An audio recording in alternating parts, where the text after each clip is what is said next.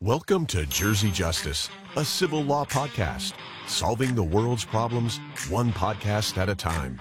So everyone, thanks for coming today, Jersey Justice Podcast again. I'm so psyched that Mike Farrar is here. Mike's an old friend in the business, in the law business in New Jersey. I remember when I was like a puppy lawyer or a new lawyer, I remember your old firm. Was it Ferrara Devoto? What was the old firm name? Yeah, Ferrara, Rossetti, and Devoto. Yeah, and I remember back then, you know, when you, when you're a new lawyer starting out, you're trying to get the playing field and who's who. And I always remember back then, you know, in the 90s and early 2000s, you know, when I started out, that was one of the big firms, you know, that got notable for getting a lot of big verdicts and all that stuff. But Mark Morris, who's sort of a better researcher than me. Mark, why don't you introduce Mike? Tell our audience, tell everyone what the highlights are of his career and the things that he's done that are cool. I know you've argued in front of the New Jersey Supreme Court. Yep, we've been there a couple times. Yeah. Go ahead, Mark. It's funny. We were walking into the studio, and we're saying, "Oh, it's kind of like a DeBene." I started flipping through your profile, and I feel like I'm looking at a CV of a extremely qualified expert. And what I glean from looking at this is that you're one of those guys who probably your whole life has had a motor that just doesn't stop. Like, one of the big things I saw, you've tried something like 250 cases, or at least as the writing of this, 250 jury trials in a 50-year career. Is that right? Yeah, seems like yesterday. By the way, before we start, Jerry and Mark, thanks so much for inviting me to Jersey Justice. It's an honor to be here. Yeah, no, we're joking around. It's like, if I met you, and I was like, no, I don't think so, but I recognize the name, and then I'm like, oh yeah, you go on NJAJ, like New Jersey Association of Justice, and I'm like, I see his name everywhere, and I'm flipping through, I'm like, oh, he was the president at one point, and I'm like, wait, and he started a running club, and he's in the military, he runs a cellular company, he's a CEO of this business. It's unbelievable. And he's also, Mike, with the, you know, a lot of people, the way this works, you know, for some of the viewers and stuff is, you know, you have law and what do lawyers do and what's law all about. There's written law, which is, you know, like what the congressmen and the legislatures argue about, and then they pass these bills in Congress, and then the president or the governor signs our statutes into law, and that's the law. But a lot of people probably might not realize that law is also what's in the law books, meaning what judges write and what cases precedent. You know, big thing is Roe v. Wade was just overturned, and that's something that people can relate to as to what law is. And the thing about Mike, too, that the audience should know is that he's had a significant impact on New Jersey common law. He's had several cases that were published.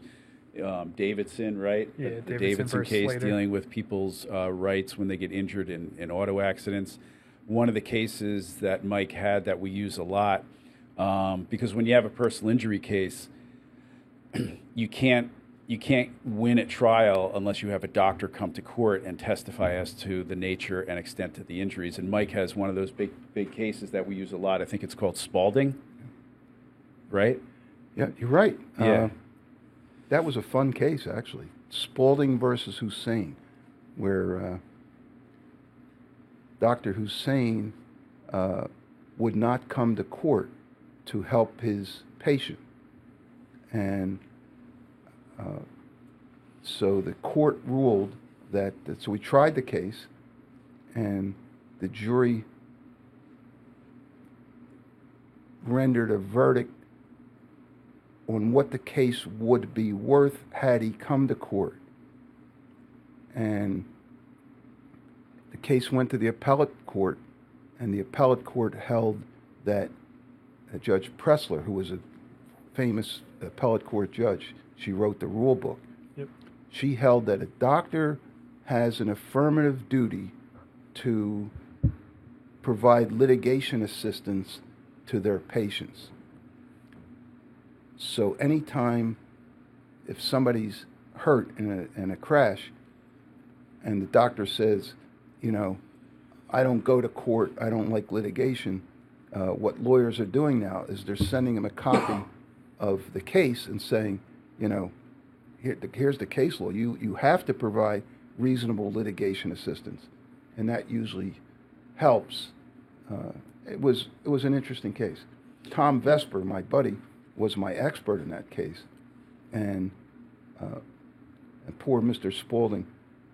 The one thing I remember about Mr. Spaulding is we were trying the case in Cape May County in the airport, an old airport hangar while the new courthouse was being built.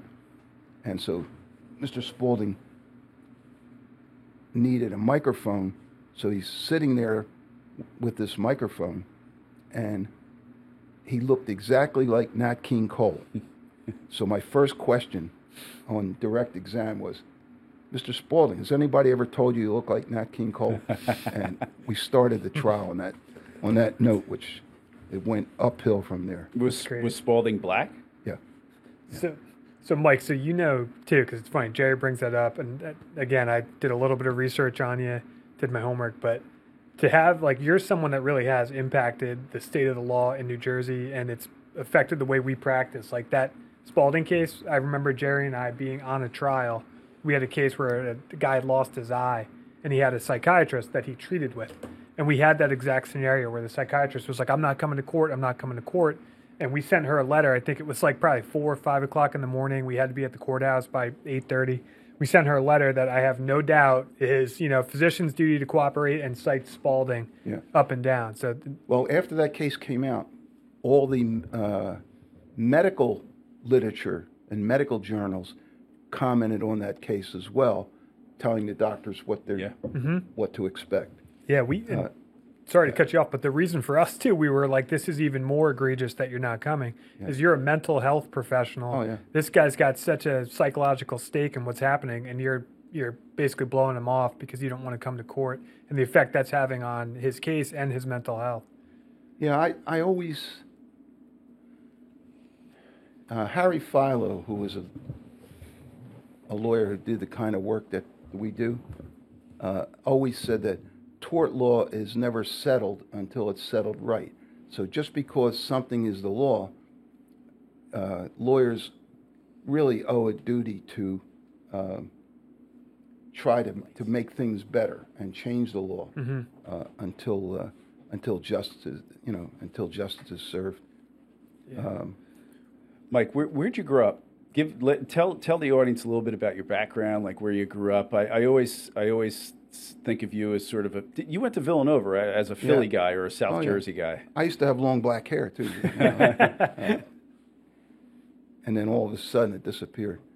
So I was born in South Philly. Like here's what I want to get at.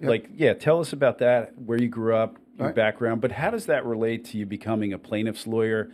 And how do plaintiffs' lawyers, we do plaintiffs, all of us here do plaintiffs' work.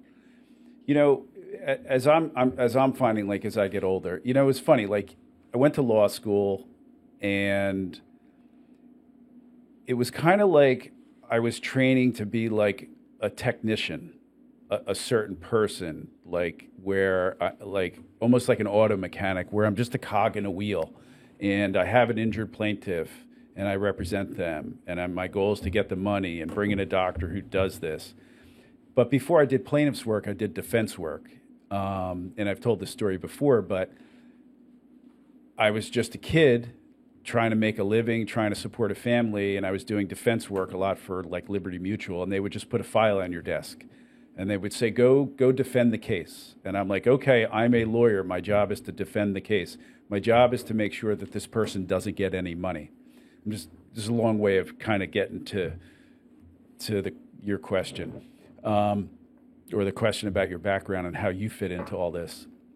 And I've told this story before. I remember I worked really hard when I was doing defense work on a case. It was a guy was working on a job in a kiln, and a brick fell on his hand, broke his hand really bad.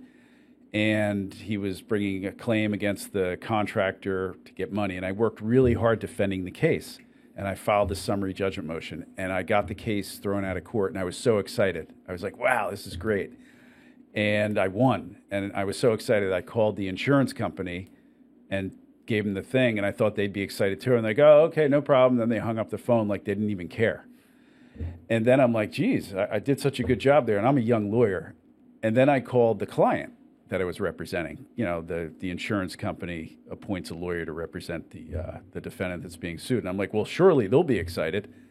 And I called the guy, and they were like, oh, whatever, we didn't even know. Okay, cool, got to go. They didn't care. And then some time passed, and I started thinking, like, what did I just do? I basically just screwed this guy out of a recovery. And that was my first kind of thing about, is this defense work really for me? And then what kind of did it is I had this other case where, again, the boss, the partner at the firm, the boss put a file on my desk and said, go defend this case. And this was a case where a guy got shot on a bus, and he was paralyzed from the waist down. And I was at this deposition, and I'm taking this guy's deposition. And by the way, his kid's sitting next to him. He's in a wheelchair. And I'm asking him all these like stupid questions that are designed to just make him get as little or no money as possible. And after a while, I'm like, what am I doing with my life, you know? And then when I switched to plaintiff's work, I'm like, wow, you know, I had this, I used to be like conservative. I interned for Bob Dole in college, and I was like all like, it was funny. I went to Villanova, and that was like real conservative back then. And I remember the Clinton-Bush election, when Clinton and Bush, and when they announced the results that Clinton won on campus, everyone was like, no, like this is a really bad thing. It was pretty funny. It was an audible groan throughout the campus when Clinton won. And back then I was so, you know, I was one of those groaning. I'm like, Clinton, oh my God, the world's going to end. But what I'm getting at is I've learned over the year, you know, and I always thought that plaintiffs were just, you know, scamming for money, just trying to get something they're not deserved, until I actually became a plaintiff's lawyer and had a real client and met with these people and realized how much they need us, how desperate they are, and not because of, generally speaking, not because of something they did, but desperate because they were taken advantage of by an unscrupulous contractor or by a company that made like a product they know was going to injure people, but they could make more money by keeping on making it and fighting lawsuits. And that's kind of, and as I get older in this business and do this, I think more like, am I doing the right thing? You know, like can I put my head down on the pillow at night and know that I did a good day's work, you know, helping people, making a difference in the world. So that's kind of my experience. How did you get your start? How did you grow up? And how do you see yourself in this business? Are we just a bunch of money-hungry people looking to, or is it something else? Well, you touched on enough that we could talk about for 5 hours. The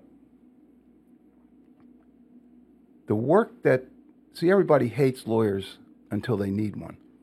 And the great thing about plaintiff's lawyers is we are demonized by the Chamber of Commerce. We're demonized by the Business and Industry Council. We're demonized by corporate America. Now, why is that? Well, think about it.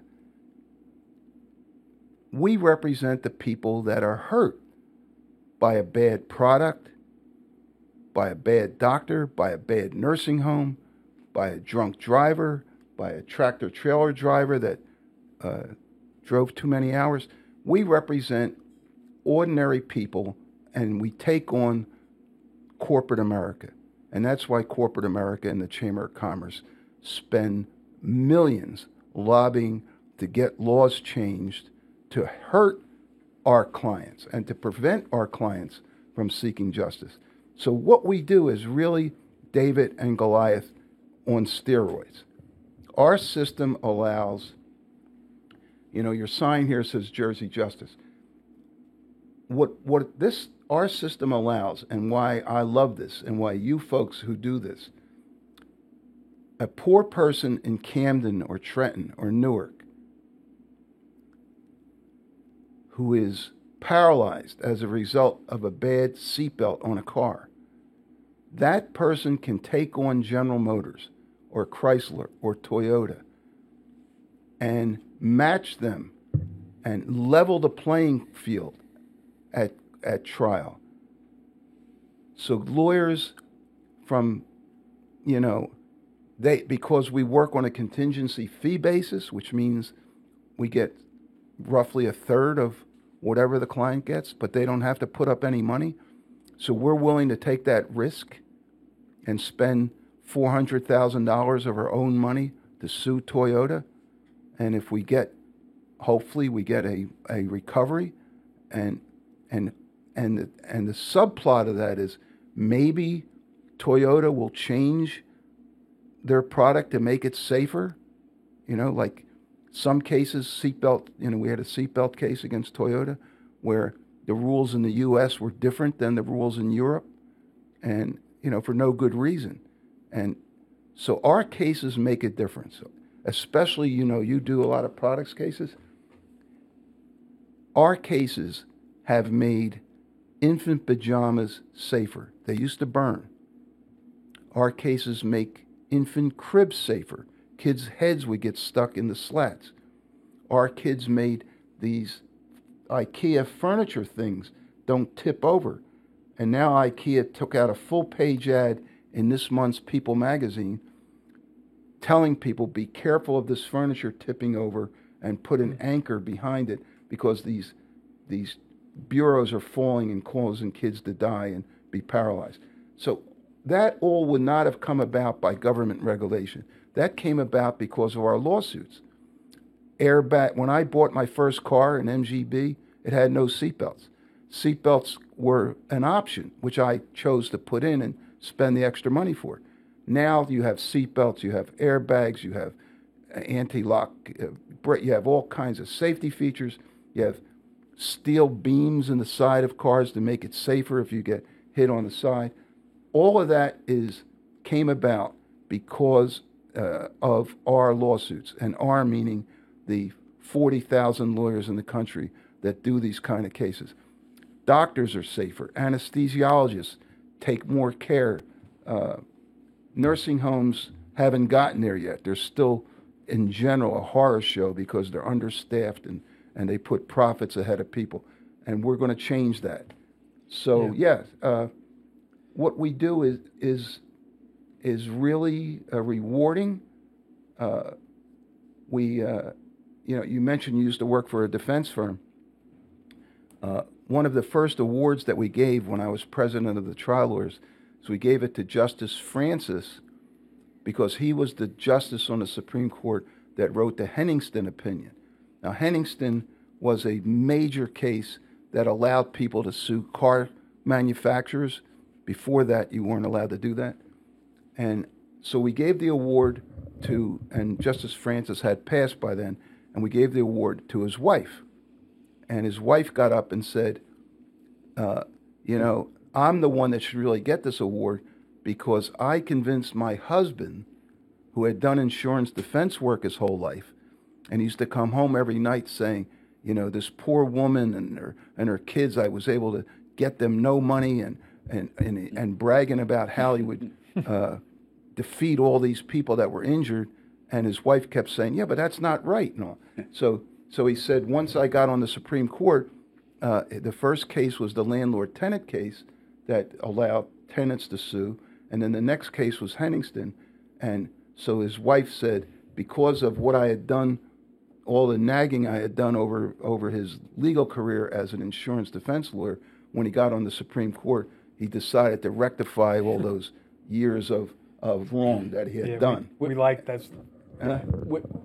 When I was doing defense work, it was a pretty big firm. There was like 50 lawyers, 50 defense lawyers, all insurance lawyers. And they would walk around the office in the hallways, and they would laugh about the injuries to the people.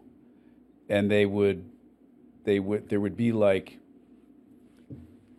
if it was a paraplegic, and I'm not saying they or all of them, but there's this thing where they like, and they'll even do it to us. The plaintiff, the defense lawyers will sometimes do it to us, where they'll make light of our clients' injuries. And I almost think it's like, and not all of them did that. And there's plenty of great, good people, good defense lawyers that are good people and good lawyers.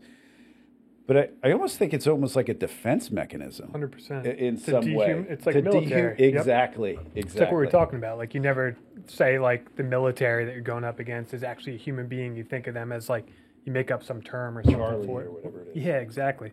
It's the same thing. I feel like in the insurance industry, it's all about, like, dehumanizing and dehumanizing. Because you don't have, I mean, your client is essentially like this amorphous giant of like an industry figure. And yeah, maybe you have like the mom and pop shop where a brick fell, but at the end of the day, it's not coming out of their pockets. It's coming out of the insurance company's pockets. But with us, it's all about like finding the human aspect of the case, like the human aspect of your client. And oftentimes too, I feel like if you can do that, that's what goes hand in hand Mike, with did getting you justice. you grew up religious or Christian or whatever? Yeah, I Did was. you go to Catholic school or something? Yeah, I went to. As I mentioned, I was born in South Philly. Yeah. Went to West Catholic High School in Philly. The tuition for that high school was paid by the pastor, and then from West Catholic, I got a Navy scholarship to Villanova. Otherwise, I wouldn't have been able to afford it. And then I went in the Navy 5 years. So we were an Italian Catholic family, a typical, except I only had one sister. We didn't have 10 kids like most families. Yeah. We had 13. I was the youngest Yeah. of 13. You served in Vietnam too, right? Yeah. Yeah. Thank you for that. Thank you Yeah. for your service. So, yeah, that was interesting. John Kennedy was my hero. So he had a little boat in World War II. PT 109. PT 109. So that's what I wanted to do. And so when I volunteered to go, I was a young naval officer just like John Kennedy, and I was on a submarine at the time. And I volunteered to go to Vietnam in '65 when they asked for volunteers. But I asked to have a boat like John Kennedy did. They were called swift boats, like John Kerry was on. So I volunteered. I went to survival school in San Diego and out in the mountains. And I did all of that. Went to Camp Pendleton for a month, learned how to shoot guns and stuff. And then I got to Vietnam, and I said, okay, where's my boat? And they said, well, we don't have a boat for you. We have 25 boats. I said, oh, that's good. Where are they? And they showed me in Da Nang Harbor, there were tugboats and floating cranes and the World War II boats that had the ramps that went down. And they said, there's your boats. You have 25 boats and 250 sailors that you're in charge of. Wow. And, it wasn't what I was looking for, but it turned out to be an interesting experience. Wow. It wasn't Apocalypse Now. It wasn't bad then because it was 65, 66. Things hadn't heated up too much. And we wound up working with the Marines most of the time, taking jet fuel and ammo and tanks from Da Nang up to the DMZ. In fact, we almost, this doesn't have anything to do with law, but it's an interesting story how yours truly almost started World War III. We have time for this story? Oh, yeah. We rarely talk about law. There's no script here, Mike. There's no script. Talk about World War III. Yeah. So here's what happened. So I'm in charge of 3 LCUs with tanks and jet fuels and Marines and guns. And we're going from Da Nang up to the DMZ. And we leave at night and we get up there at first light. We make a left turn, go down the Calviette River, and we deliver the stuff. Well, about 3 a.m, a Coast Guard cutter pulled up and said, who's in charge? I said, me. He said, do you know where you are? I said, yeah, we're right here. And I showed him the chart, and he says, no, you're 10 miles over the line in North Vietnam. Wow. Oh. And they're plotting you, and they think that it's an invasion of North Vietnam because you have tanks and Marines, and the president is on the phone. President Johnson is on the phone with the president of Russia, telling him that it's not an invasion, that it's just some crazy lieutenant, and it's a mistake. And I said, oh. So I woke everybody up. I had them all get their guns out. I said, if we get attacked, shut out all the lights. We snuck back over the line. Wow. And got back into Dang Ha. And there was a message. Lieutenant Farrar, Admiral Weschler wants to see you in Da Nang immediately. And I said, oh, there goes my Navy career. So I took a helicopter right away back to Da Nang and went in to see the admiral. And he had this gorgeous house in Da Nang with the white carpets, this thick, and servants and butlers and everybody. And I have my green fatigue uniform on that's dirty, and I hadn't taken a shower in a week. And he said, Mike, it's just the two of us. Come on in. I want to find out what happened. And I said, well, Admiral, he said, they had the red phone, the hotline, and the presidents are talking to each other, and they're mapping you on this big chart and seeing you go over the line. And he said, what happened? I said, well, Admiral, I said, these LCUs these landing craft were taken out of mothballs from the Philippines, from the Korean War. And when they got to Vietnam, the compasses were not calibrated. So we thought we were heading this way, but instead we were going this way, and the DMZ came down like this, and that's how we got over the line. So I said, whoever was supposed to calibrate the compass, never did it. And then I saw a light bulb go off that the admiral, it's his job. He was in charge of the Navy in Vietnam. It should have been him that did that. And all of a sudden, instead of being, on the hot seat, he's my best friend now. Mike, you're going to be going to law school. I'll write a letter of recommendation for you. And, things changed because he knew that it wasn't our fault that happened. Wow. But so that's my World War III almost story. Wow. I get it. And this is, I guess, organic segue back into law. So, you're in Vietnam, you're accidentally crossing over, basically like a demilitarized zone, Right. essentially starting World War III. And then you fast forward into your career and you're stepping into a courtroom to try a case worth potentially millions of dollars. How does that translate? How are those feelings? Do you look back and be like, wait, I was getting shot at or in Vietnam? Yeah, no. So you remember when Y2K happened? So in 1999, yeah, it was. December 31st, everybody was afraid that all the computer systems were going to shut down and nothing was going to work when it changed to 2000, right? So the media called me for my input, and I said, look, I was in Vietnam. I was on a submarine that almost sank. I almost caused World War III. Whether the computer doesn't work, what's the big deal? Yeah. So when I go to court, I don't get nervous because, I've been through a bit. Because I always wrestle. I think about how all things are relative. I remember, I think, for example, my mom's a school teacher, and I can remember her being like, oh, my lesson plans. I got to get my lesson plans done. And I'm like, why are you so stressed out? You teach 10-year-olds, 5th grade, and you've been doing this for 20 years.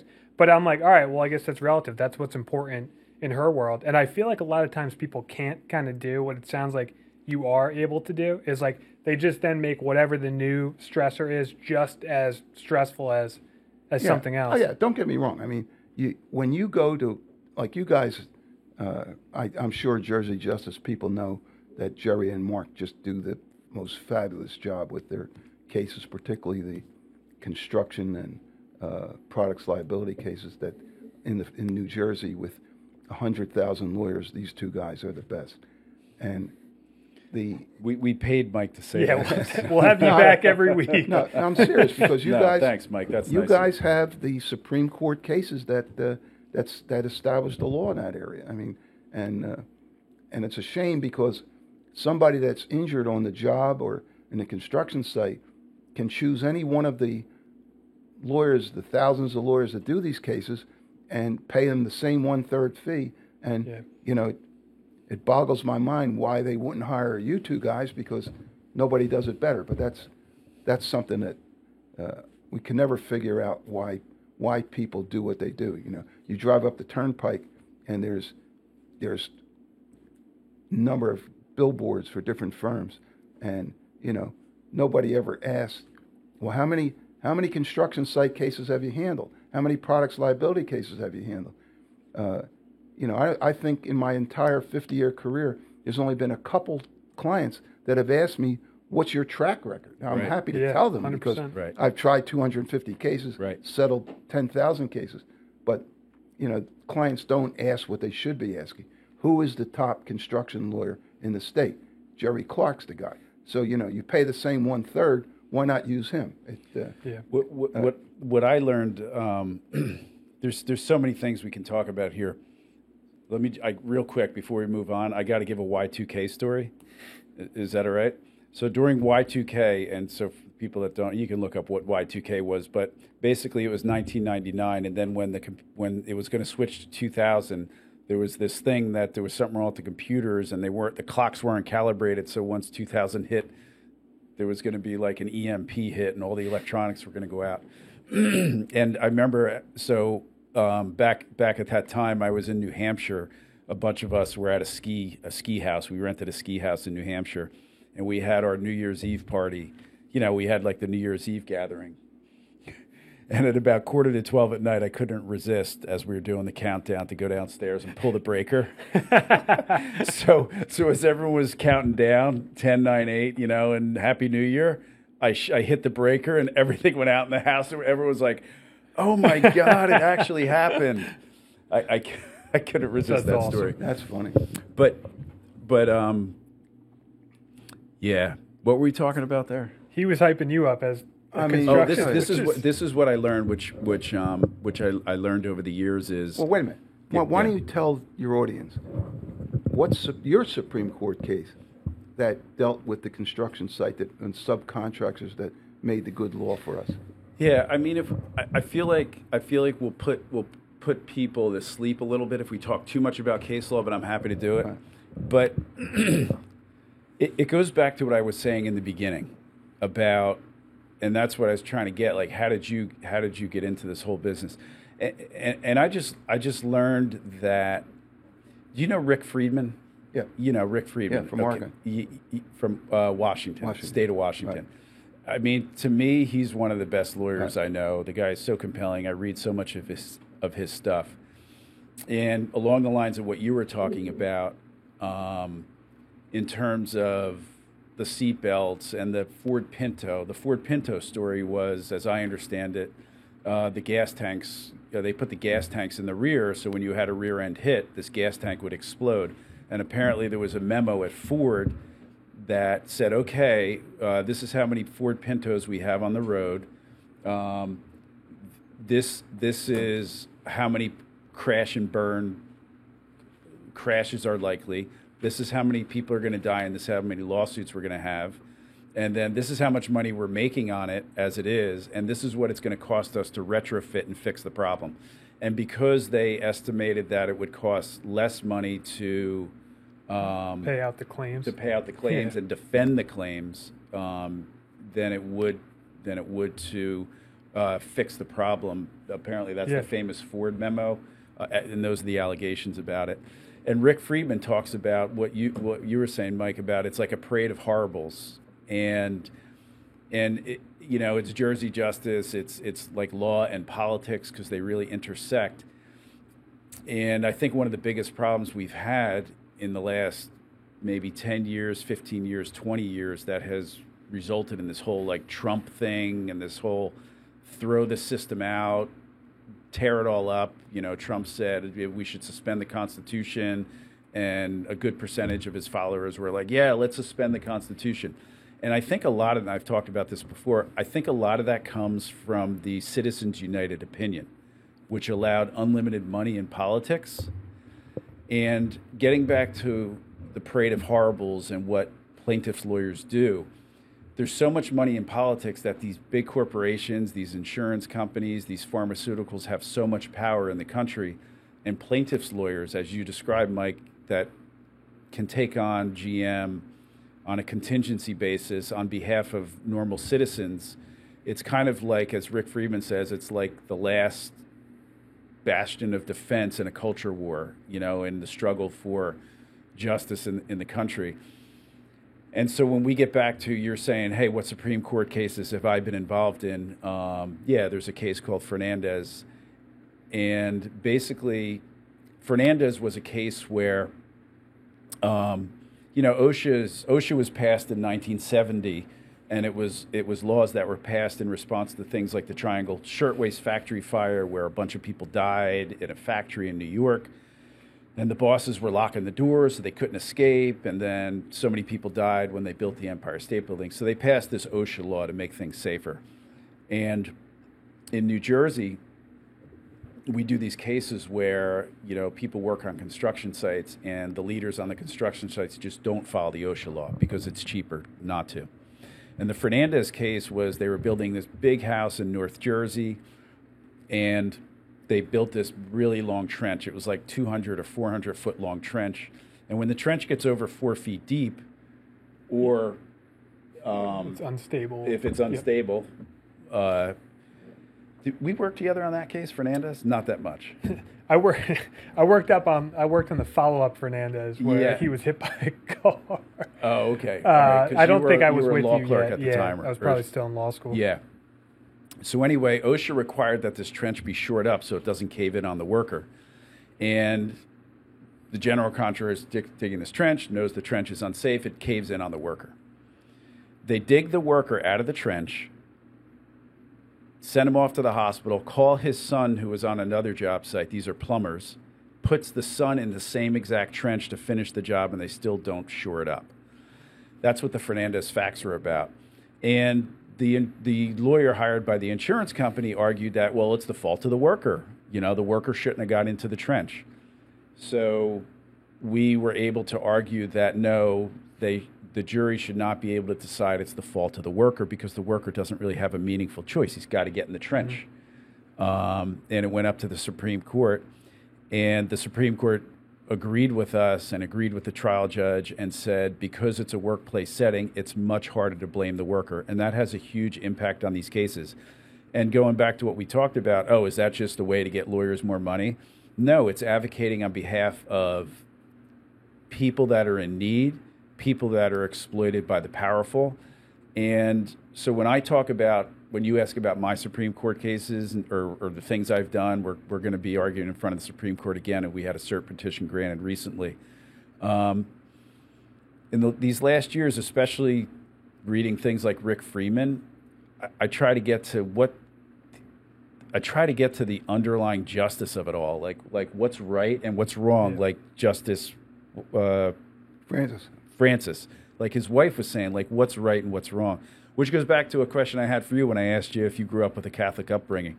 Remember they'd say you do something wrong as a kid, and they'd say, well, St. Peter's going to remember that, and St. Peter's going to be at the gates. It's a sin.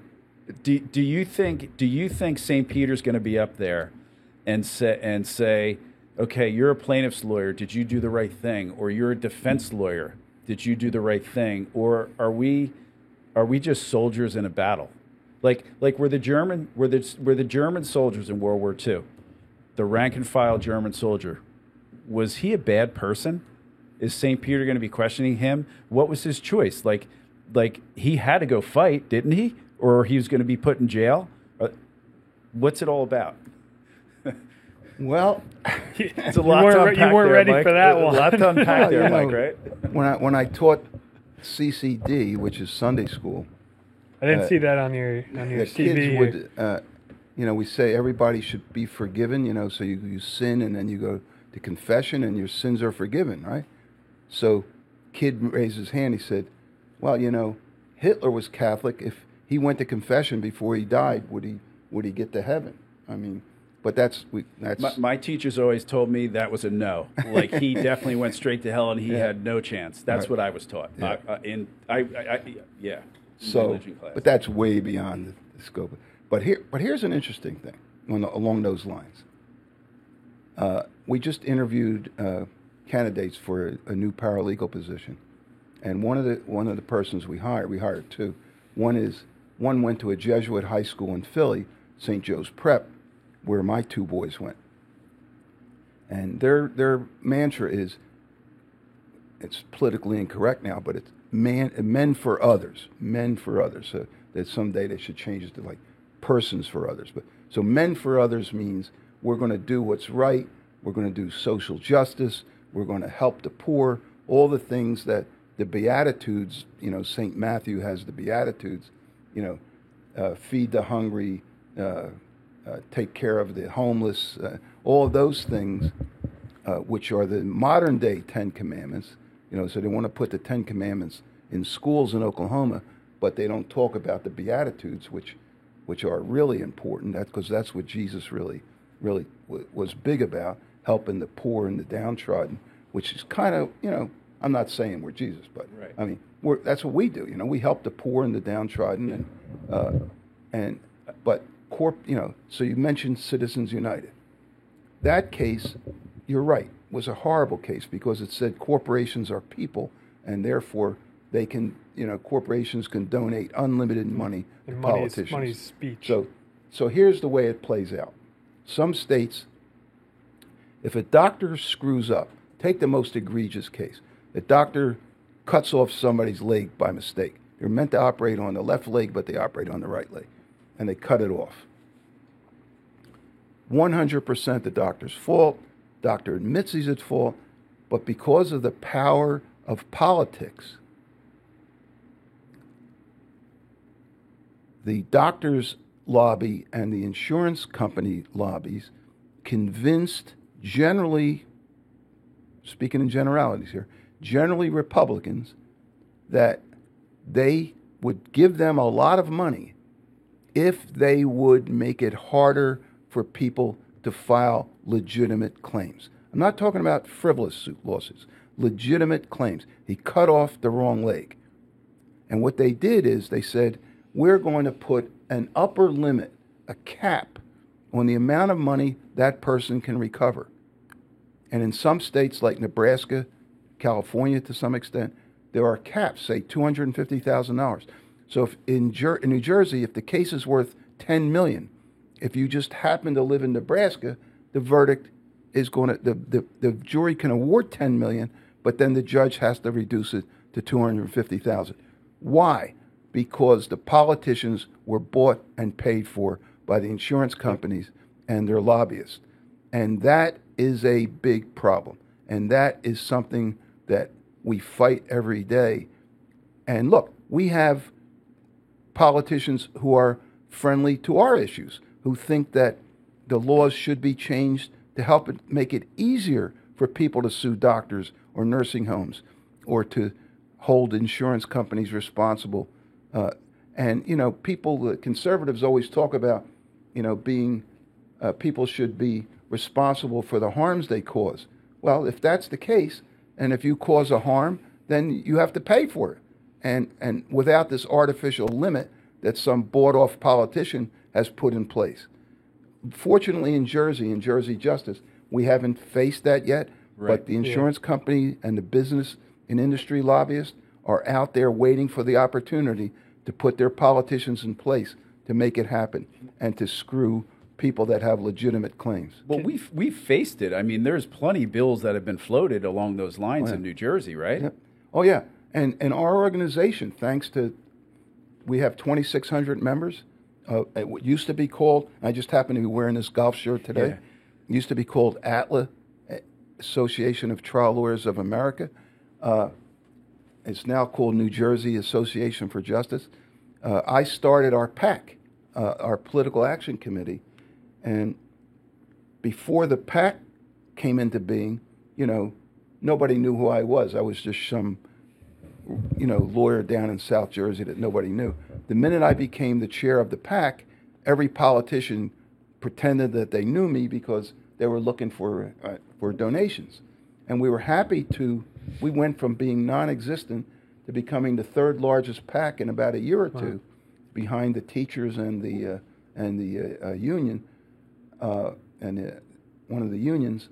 And all of a sudden, every politician is my friend because they want contributions. And it's the way the system works, and it gives our people, our PAC, our Political Action Committee, gives these folks in the state a voice at the table. So we're in Trenton arguing against the insurance company, against corporate America, on behalf of our clients. And nobody knows about it. Nobody understands that. And Hey, Mike, I guess we're... How can people donate to that PAC? Well, any lay people can, but every one of our 2,600 members, if any of you are watching this or listening to this, you have to be a PAC member. I mean, it's just, I've always said these are your union dues. You have to donate. Hey, And Oscar, can you just make a note that we put in the show notes the link to the NJJ PAC? Yeah, 'cause for that. makes a meaningful difference too. I mean, I've seen even in my 10 or so years of practice, getting involved with, overturning the Haynes decision, the raising, mandatory minimums for insurance or auto insurance policies, things that, any attorney out there, any layperson, that has a direct impact on their lives and certainly for the better. Oh, yeah. There was a time when, the funny thing is, all the Jersey doctors said, there's too many malpractice cases, we're all going to leave and go to Pennsylvania. All the Pennsylvania doctors said, there's too many cases, we're going to go to Jersey. I mean, it was, and 10,000 doctors in their white coats marched on Trenton to demand new laws to protect the poor doctors. To protect them from what? For committing malpractice, where Harvard confirms the fact that 300,000 people die each year as a result of doctor errors. 300,000 people, and no one cares about it, and no one talks about it, and it's horrible out there. Our maternal death rates in the U.S., I think we're ranked 150th out of 200 countries. I mean, there's something wrong out there, and when people would come into the office and they say, well, this is all lawyer driven, I said, no, the person who died as a result of malpractice, that malpractice happened way before they ever came into our office. Yeah. It's the medical profession you should be looking at. You should get all the bad apples and get them out of the profession. Have a better discipline system. Doctors, I could go on. Yeah, just one thought on that. The way one of Rick Friedman's phrases in one of his books, I've read so many of his books and stuff, is he's got this book called Becoming a Lawyer, and it's a great book. And I read it. I still read it. I've read it like several times for new lawyers, old lawyers, people that want to be a lawyer. And he's got the chapter on winning. Yeah. And basically, and then he has the next chapter is about losing. So if you're a lawyer, he's got a chapter about winning and a chapter about losing. And the essence of those chapters is when you win, don't get too high, because in a lot of ways we're just a cog in a wheel. And when you lose, don't get too low about it. But one thing he says in the losing chapter is, if you don't like losing, then become a medical malpractice defense lawyer or a prosecutor. If you must win, become a medical malpractice defense lawyer or a prosecutor. And the people should know that, like we could have a good case could sign up in the office, like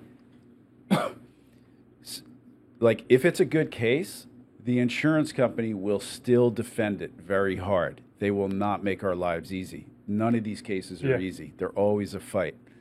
And then you'll have these medical malpractice cases are so difficult. There are so many hoops. They're incredibly expensive. And people should know that. You talk about frivolous lawsuits. Like, I can't think of a single frivolous lawsuit in my career because the good cases are too difficult. 100%. And I think you talked about what we want people to know and understand is, you mentioned, Mike, earlier on, contingent fee, basically where we get roughly a third. If we don't win the case, if there's not a recovery, then we're likely not going to get paid. So we have to be very selective and vet the cases. We're not even going to take a case that we don't believe in. So by the time the case gets to a jury, it's going to be a case that we've believed in and fought for big time. But I feel like there's such a spin out there. Even I'm driving, I live 2 blocks away, so I don't have much of a commute, but I'll be listening to the radio, and every once in a while I'll hear insurance fraud costs New Yorkers and New Jerseyans, hundreds of thousands of dollars a year. And I'm like, what insurance fraud are we talking about? Like Jerry said, and we say this all the time, I have never had a client that has come in that I would say would trade any money they could potentially get for the injury that they've had, for what they've been through. So it's just something I wish juries could understand. I wish lay people could understand. No, the whole the whole frivolous lawsuit nonsense was started by the insurance companies because they want everybody to think that all our cases are frivolous. If Mother Teresa was rear-ended on the Jersey Turnpike and had a herniated disc, they would say that she's lying and that's not true. I mean, they're brainwashed to believe that, and when you think about a frivolous lawsuit, if we get 1/3 of whatever we're going to get, why in the world would any lawyer take a case that's frivolous? You only take cases that are meritorious, and in fact, for instance, in medical malpractice cases, you can't even bring a case unless a doctor in the same specialty as who you're suing says that your case is meritorious.